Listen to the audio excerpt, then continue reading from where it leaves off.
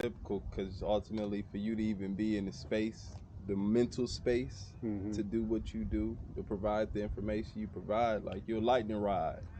You know what I'm saying? Not everybody's gonna be able to take that information, digest it to where you can feed the rest of the people with it. Yeah, that's true. You know? That's my gift. That is definitely your gift, man. That's your superpower. For 30 years, that's a superpower. That's not a gift no more. Okay. Yeah, but to be able to relay it back to the folks, a lot of shit that's kind of in depth, I got that gift to just give it back kind of simple. Yeah. You know. Yeah.